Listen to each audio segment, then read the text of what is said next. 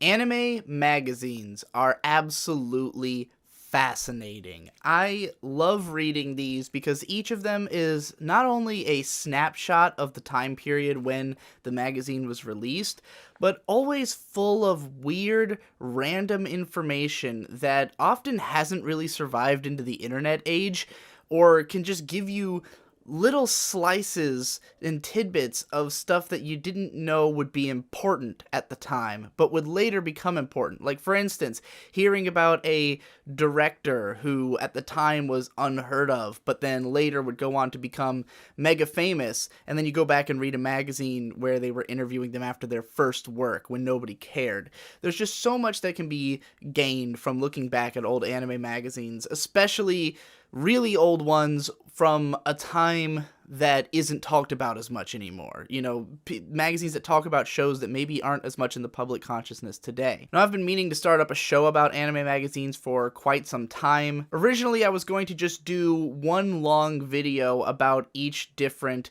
publication and sort of summarize the structure, what it's all about, like what are the stylistic trappings of the magazine, because I am interested in them on like a meta level. I love looking at the way different magazines are constructed. But there's also just so much fun information that I come across in these magazines that it would be a real disservice to just group the entire magazine into one video when I find so many little things to talk about. Originally, when I made plans to do a video series on anime magazines, I was going to make a Twitter account that was attached to it, which I would like just take pictures of interesting articles from magazines and stuff and like post them on there. But a lot of what makes these articles interesting is not necessarily present in the text. Like, I would have to explain why it's interesting to me. So instead, I figured, why not do a weekly series in which I talk about individual magazines and what I found in them that intrigued me so much. So here we have issue number 32 of Protoculture Addicts, which is the January/February 1995 issue. Protoculture Addicts was a bi-monthly magazine that, going by what I've read in the few of these that I have read, seems to have lacked the budget and manpower to go monthly. They wanted to, but they couldn't. It was around for most of the 90s and then kind of unceremoniously shut down, I guess. They were one of a few anime magazines coming out at the time. Animerica was also around then, and they were monthly. But Protoculture Addicts is really interesting because it is definitely presenting itself as being for hardcore anime fans. This magazine has a lot of expectations for the kind of readers who are going to be picking it up. It kind of expects you to already be deeply ingrained into anime culture and to understand sort of the talking points and stuff that are going on commonly in the fan base. And it's also kind of meant to be a helpful instructional guide on like where to find anime, what shows to watch, what's getting talked about, because back in the 90s there was not an open internet where everyone was discussing anime, and shows were definitely not easy to come by. So a lot of this functions as a buyer's guide and just keeping you informed about what anime are coming out, what manga are coming out, which stuff is releasing in Japan that might come to the US later, or just even telling you about stuff that's airing in Japan just so you can know about it. Like, just to have the fun of having as much information about anime and Japanese culture as you possibly can. But right off the bat with this thing, you really get the tone set. First of all, the title, Protoculture Addicts, protoculture being a reference to the Macross series, known more commonly as Robotech, because that was the American name of the series, and it's the one that was super popular, and, you know, that gets referenced a lot in this magazine. But even more so than the Macross reference, the fact that the cover story is what today would be considered a very obscure 90s OVA called The Cockpit, that was an adaptation of the stories of Leiji Matsumoto, who you'll see here, it just says Matsumoto's The Cockpit, because in the early mid-90s, if you were an anime fan, you were expected to know who Leiji Matsumoto was. He's one of the most important manga authors and, anime-related individuals of all time, having created Space Battleship Yamato, which is one of the most influential anime of the 70s, Galaxy Express 999, Captain Harlock, Queen Emeraldis. Some of his stuff is starting to get released here in the US, finally, like Queen Emeraldis. The manga is, on the shelves of Barnes & Noble now, but it's a old-ass manga, and he's hugely influential. So the fact that his name was on this thing at all was enough to make it important in the 90s. Today, most Western fans probably don't even know who Leiji Matsumoto is, especially in the US, where none of his shows ever really, like, caught on in a mainstream way. I mean, if you know his work, you probably know him from Interstellar 5555, the Daft Punk Discovery album movie, because he directed that. But otherwise, it's mainly really hardcore fans who know who he is. And for what it's worth, it would have been hardcore fans back then as well, but an anime magazine was geared towards hardcore fans, whereas these days you pick up a magazine like Otaku USA and it's geared for the mainstream. It's geared for people who don't know everything about anime to pick up and be able to learn something about the medium. This magazine opens with an editorial by the editor-in-chief and publisher of the magazine, Claude J. Pelletier. And it's pretty heavy-hitting for an opening part of the magazine. It's about, like, this experience that he had talking to soldiers with, like, PTSD and stuff, and, like, basically checking his privilege because he realizes how, like, you know, how lucky he is to live the life that he does, and then connecting this to The Cockpit, which is a very serious war drama series of stories. It was definitely interesting to open up the magazine and immediately get hit with some really heavy shit. And after that, what's interesting about the next few pages is that they are a straight up buyer's guide. It's literally just a list of new releases that are coming out in video and manga. They've got the prices on all of them, like they often put in like the ID numbers of the videos, like, so that you could go in to, like, I don't know, a computer or go into Blockbuster and, like, give them this number and, like, have them look it up. Like, they go all out on making sure you know as much as possible specifically about the releases, because, again, watching anime back then meant getting a hold of videos. You know, you had to either purchase or rent or be sharing videos with your friends, so, like, having this data is kind of the most important thing, which is why it's front and center in the magazine.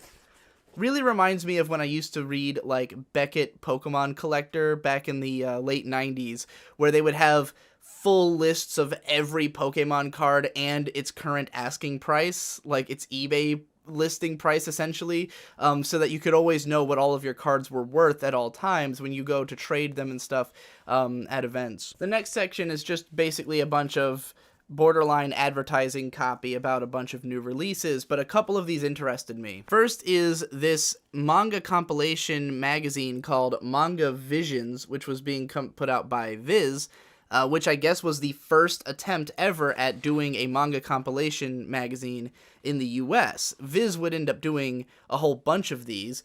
First they did this Manga Visions, they did Pulp, which was supposed to be adult-oriented manga. I've got a couple of volumes of that, issues of that rather. And then later they of course did Shonen Jump Monthly, which was the first manga magazine to take off in the US. You know, after a decade of, like, trying to do this and none of them really being a success, Shonen Jump obviously blew up pretty big. I found out about manga via Shonen Jump, in fact. But even more interesting than that for me, this little piece on Ghost in the Shell. This is about the Ghost in the Shell manga. And remember, this magazine is from January to February 1995. So the film, directed by Mamoru Oshii, was not even out in Japan yet. This little write-up is just introducing it as like, it's a new thing from Masamune Shirow. Like, it's a new manga about cyborg detectives, and it's releasing issue by issue from Dark Horse in the 90s. Like, not even a graphic novel, just a regular-ass manga. Ghost in the Shell is just some footnote in this magazine, because it has not yet become, like, what we would all know it as, this international sensation that helped to bring popularity to anime in the West. You know, this magazine is older than Ghost in the Shell bringing notoriety to anime in the West. That's the kind of hardcore we're talking about for the people who would have been reading this. And actually, it's pretty surprising just how much anime was even coming out at the time. Like, it's pretty shocking to realize that stuff like Bubblegum Crisis and 3x3 Eyes were already getting US releases in this period where anime is not really a big deal. Like, a lot of these I've seen re-releases of later, and would have just assumed that once anime blew up in the late 90s with stuff like Ghost in the Shell, Ninja Scroll, Evangelion, I'm surprised that these weren't all, like, brought up in the late 90s, like after their time. Realizing that stuff that was new at the time was being released is kind of interesting. Did you know that Tenchi Muyo was around in the mid 90s? I didn't even realize Tenchi was that old. Now, something which doesn't surprise me is that the defensiveness over what anime is was already well in full swing at the time of this magazine. We've got the spotlight on Leiji Matsumoto's The Cockpit, which begins thusly. If you ask the average person what anime is about, you will get something like this: pretty girls, sex and violence, giant robots. If you asked an informed anime fan, you may get a more informed answer.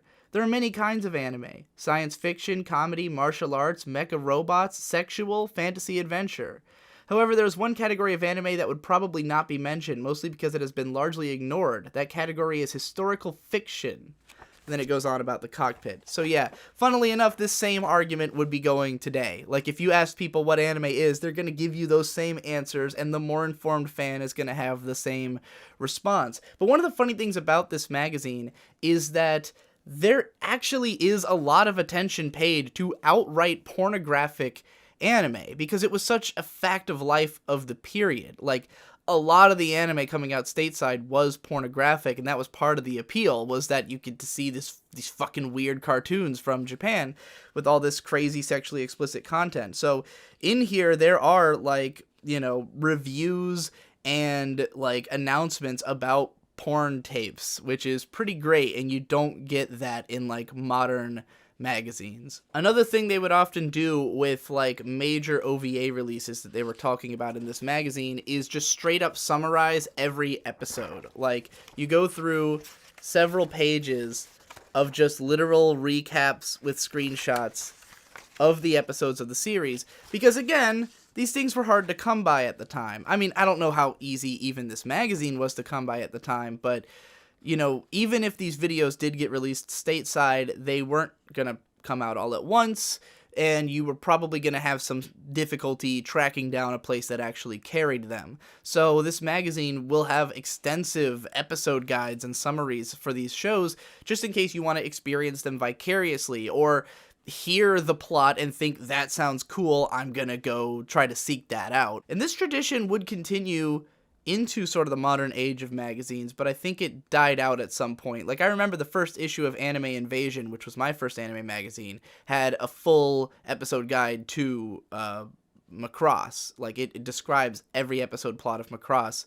So, I definitely remember that being a thing in anime magazines, but maybe less so as time went on, and it became that you could easily find these things. Here's a feature that really interested me and prompted me to finally go ahead and record this video on a series called Fiona on the Marvelous Island, which was known in the US as Swiss Family Robinson. This is one of the World Masterpiece Theater shows, which, for those who don't know, from like 1969 up till 94 or so, there was a long ongoing series of Western novel adaptations called World Masterpiece Theater, where they'd make usually a 49-50 episode show out of a piece of Western literature. And they were usually sort of slow, slice-of-lifey dramas. Like, they're all like hardcore dramas, but they have a very slow pace that takes you, like, really gets you intimate with the lives of the characters, and like just kind of evolves the drama in a naturalistic way, I guess is the word I would use. And this is where guys like Hayao Miyazaki and Isao Takahata got their start, was working on the World Masterpiece Theater series before they eventually left to go form Ghibli. What was really interesting to me about this article is a piece of information that I have never heard, and I couldn't find on Wikipedia afterwards, or I didn't search that hard online, but I've never seen this piece of info before. It says, produced in 1981 by Nippon Animation and Fuji 8, it is a delightful retelling of the old classic Swiss Family Robinson. Mark Tuttle currently manages the property in North America for a company named PMT. He kindly filled me in on the background of the series. In Japan, Fuji 8 had a regular slot called The Mother and Daughter Time on Sunday morning TV in the early 80s, which they filled with animated versions of historical and contemporary classics. Fiona on the Marvelous Island was a part of this series. It originally ran for 49 episodes, each telling a self-contained story. PMT has translated and dubbed the entire series into English and should be given high compliments on their excellent and professional rendering. There's real acting and voice character throughout, blah, blah, blah. So I've never heard of this mother and daughter time slot, but it suddenly made World Masterpiece Theater, at least a lot of the series in it, made a lot more sense to me, having known that, because a lot of them are shows about little girls in 19th century Europe, like, coming of age. Like, there are a lot of, you got Anne of Green Gables, you've got Trap Family Ika, you've got, like, what's another one?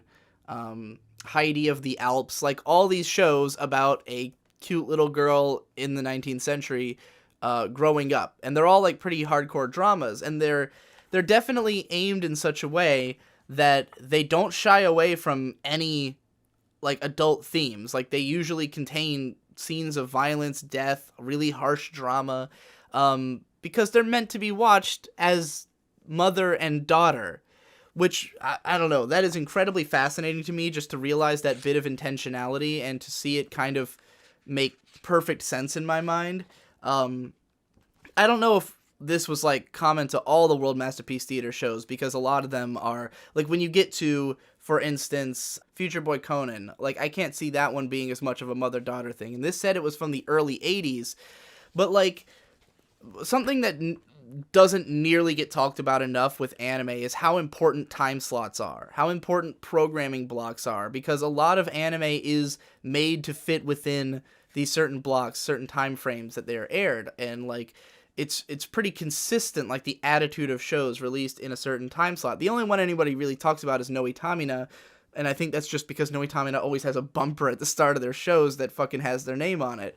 But, yeah, I'm definitely interested to know what all the shows were that were in this mother and daughter time slot. If anybody has that information, by all means, post it in the comments, because I would love to know. Not unlike more modern anime magazines, this one occasionally forays into non-anime or manga-related aspects of Japanese culture, primarily with these CD reviews of just a couple of popular releases, I guess, of Japanese music on CD. That's about it. There's not a focus on video games in here. I really don't think that would become a thing until a little bit later, like, because if you open a modern anime magazine, there's almost always some kind of section on anime-related video games or just Japanese-style games. Then we get into this really lengthy and interesting just in that it exists article, those perverted sex and violence cartoons, which is, again, just a huge defense of the fact that anime is not just sex and violence,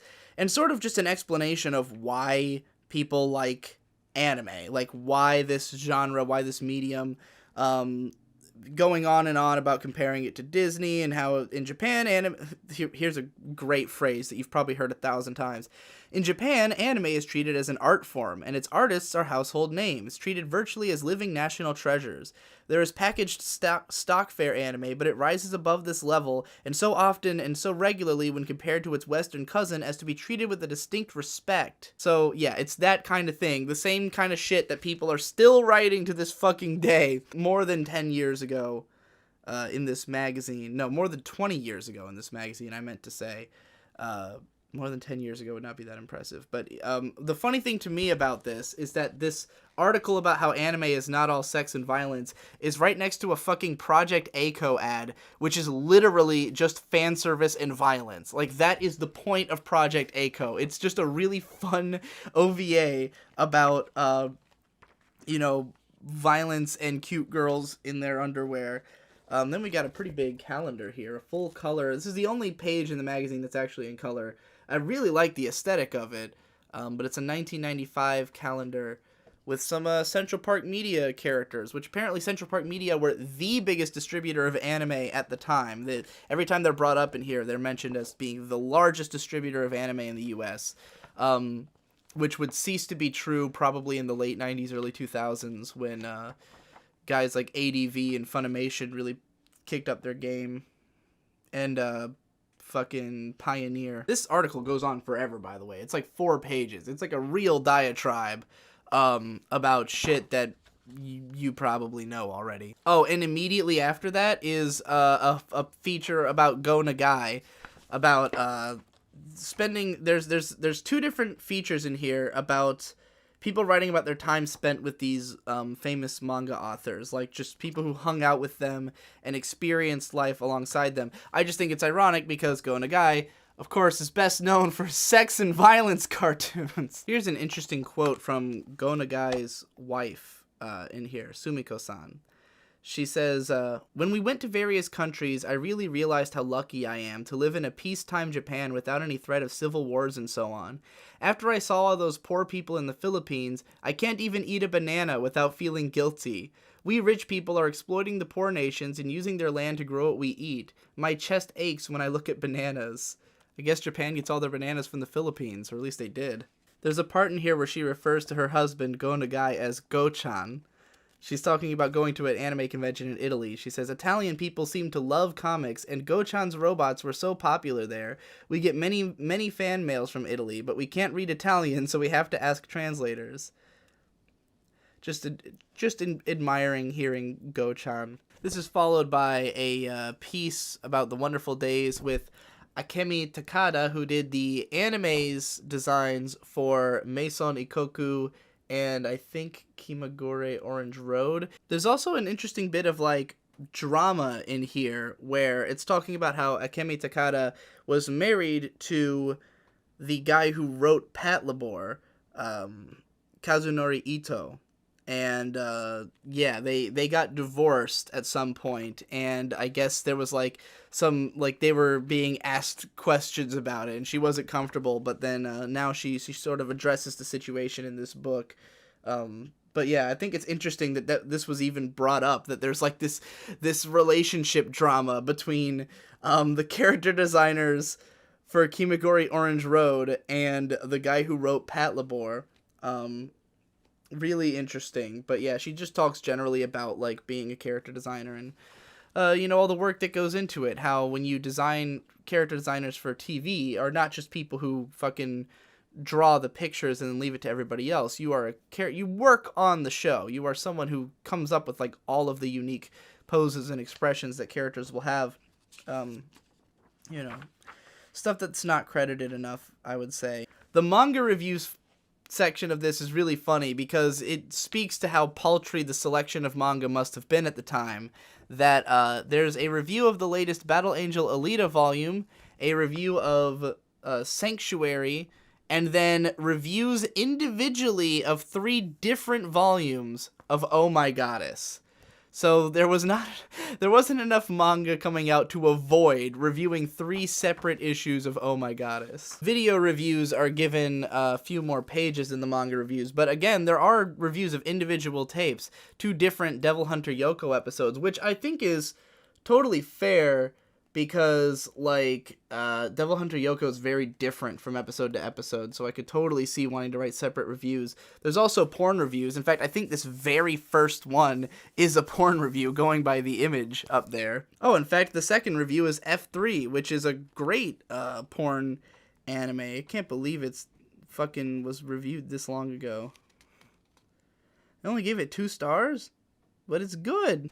But yeah, I generally love that they did not shy away from reviewing all the porn that was coming out. Obviously that is a big part of the culture, and a lot of people reading your magazine, regardless of how much they want anime to not be looked at exclusively as sex and violence, are totally into the sex and violence. Here we've got an entertaining article, Mobile Fighter G Gundam: The Last Degradation, which is a very scathing review of G Gundam because of the fact that it's not Gundam. And it's interesting because this is written at a time when the show is fairly new on television, and at the time, G Gundam would have been a major offense. It was the first non-canon, non-Universal Century Gundam series. I don't know if what's it called counts. The one that's like a Rekka 7 kind of.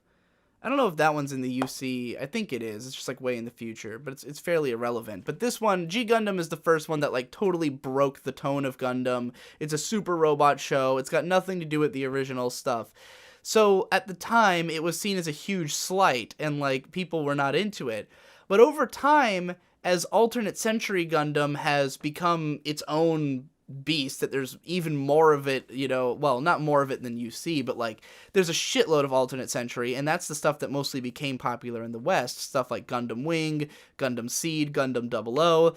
And in retrospect, G Gundam is so much better than all of the other alternate century shows that now it's like a beloved cult classic, you know, where plenty of Gundam fans adore G Gundam. But at the time, it was a big slight, and they were not happy about it. Now, here we get into the male section, Voice of the Freedom Fighter, and this is really fascinating because one of the unique aspects of Protoculture Addicts is that it is very much a collaborative magazine. A lot of the articles are submitted by fans. People would just send them reviews and write-ups of stuff, and they would post it in the magazine. Sometimes uncredited if the people didn't even include a name on it, but if they did, they'd put it at the bottom. So yeah, like a lot of this is just cobbled together random thoughts and reviews of anime fans. It's like reading Mal reviews almost. And some of them are written about as well as Mal reviews, to be perfectly honest, but others are better. And it's amazing how much they're willing to put like criticism of the magazine into the letters section, conversations, people just kind of having correspondence via this mail section, because correspondence was so integral to people being anime fans at the time. Like, there are some times in here, this guy talks about how he's hoping for people, he says, "Dear PA, I am writing you in hopes of getting in contact with other Robotech fans in the US or Canada. I am an avid Robotech fan and collector, and I would love to hear from anyone who could help build my Robotech collection." And then he goes on to give his full address, like, in the hopes of receiving correspondence from Robotech fans, which is followed immediately by the next letter, which begins, "Dear PA, I am writing to comment about anime fans who are still dwelling on the Robotech saga. Robotech is old news. Don't get me wrong or anything, Robotech was a great story, but with new anime being released every month with higher standards of art and soundtracks, how can people still refer to the Robotech saga as being great? I own the whole Robotech series and I have enjoyed watching it, but I would rather watch Bubblegum Crisis, Ranma 1/2, or the Oh My Goddess series any day. Robotech is not forgotten, but it is old animation from the mid-80s that cannot compare to newer animation being released in the mid-90s. So, yeah, this is, I mean, these are just fucking replace the names in any of these. And this is shit that I have read on every fucking forum in the world. This guy's got a longer letter, but my favorite section of it, he says, "And lastly, I noticed that some people, like John McLeroy from issue 29 letter column, want to see Robotech the movie on tape. Before I go any farther, I must warn everyone. I have seen it many times on video and in the theater, and it is bad, just like people say it is. But if you really want to see it, tell Canon Films they have the right to it." And he goes on and on about that. I think it's really interesting that, like, Robotech was such a big deal, but this movie was not getting released, which of course I'm assuming he's referring to Macross Do You Remember Love, which is a very contentious movie. There are some people who love that movie because it's extremely gorgeous, but the story doesn't make any sense, is the consensus I always hear. So a lot of people really hate that movie, and it's kind of like, it's almost like the prequels, for the Star Wars prequels for like anime fans of the time, as being like this incredibly big release that was incredibly disappointing and confusing for a lot of people. But the fact that it had not had a video release means that all anybody has is rumors and hearsay about how bad it is. That's pretty fucking funny. Anyways, that's about all the stuff that really caught my attention in this particular issue of Protoculture Addicts. I'll definitely be covering more of these magazines in the future because I've read a couple others and they're all fucking great. Huge thanks to the guy who sent me these, Kira from my patron Discord. Shout out to you for finally, I didn't want to start doing magazine videos until I got some Protoculture Addicts, because it's like the oldest magazine that I knew about. So, and I'm every bit as fascinated with it as I always hoped I would be.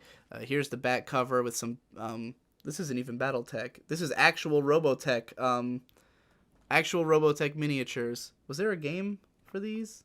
I have no idea. But anyway, yeah, join me. next time, and I'll talk about another anime magazine. And let me know what you thought of this, if you were informed or enthralled, or if you wish you had your own, or if you'd rather just read them vicariously through me, who will just pick out all of the noteworthy information and give it to you. See you next time.